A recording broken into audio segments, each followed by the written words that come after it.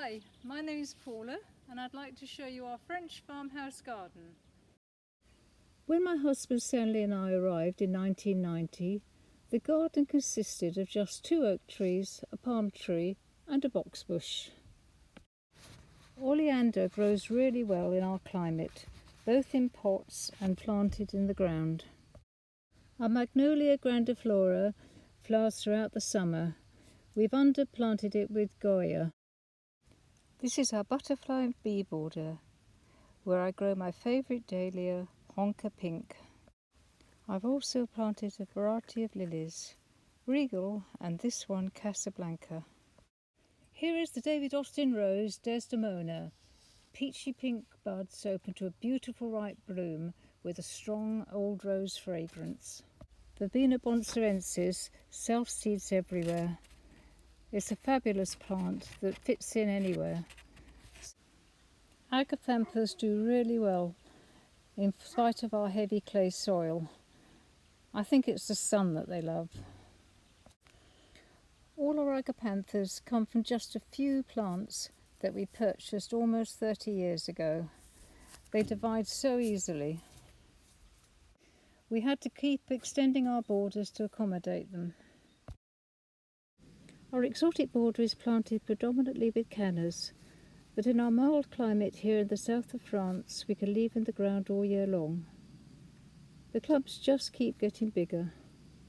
In this bed we also had daylilies, phlox, heleniums, penstemon and loads of cocosmia. All the wastewater from our house runs into the borders. Our bath water waters this one. It also benefits from 30 years of homemade compost. The grass border really comes into its own in the autumn and carries on looking wonderful all winter. This is my favourite canna, Wyoming. It's growing on the edge of a pond with its feet in the water. To my surprise, it survived the winter. We have 3 large natural ponds that attract an abundance of wildlife. Here is Tabitha, the Nigel of the cat world. He tries to get himself in all the photos. Of course, we are completely organic and have never used any pesticides on our land. All our plants are extremely healthy and disease-free. We've planted 1 kilometre of native hedges and hundreds of shrubs and trees. We have several meadows and leave loads of wild patches that are overrun with stinging nettles, brambles and honeysuckle. The wildlife love it. We even have nightingales that return every spring and serenade us while we work. This is the first border that we planted, with daylilies, acanthus, red hot pokers and agapanthus. This is a new agapantha to our collection. It's called Queen Mum. Its huge blue and white flowers mix beautifully with all the other agapanthus. The border is backed by Alba and damask roses. During the first few years here we planted over 100 varieties of old-fashioned and climbing roses that flower mainly in the spring. Our dog Zarine sitting behind the rockery. This is the rose little white pet.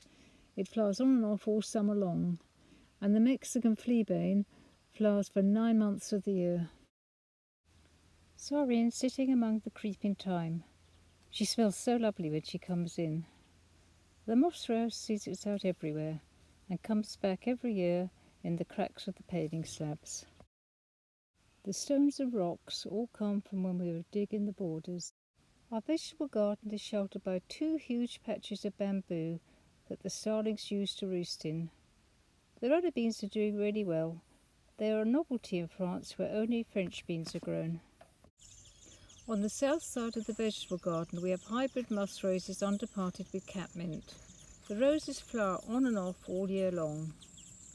Catmint is a wonderful plant that divides so easily, all these plants from just one purchased 25 years ago. It is buzzing with bees from spring until autumn, and of course our cats love it.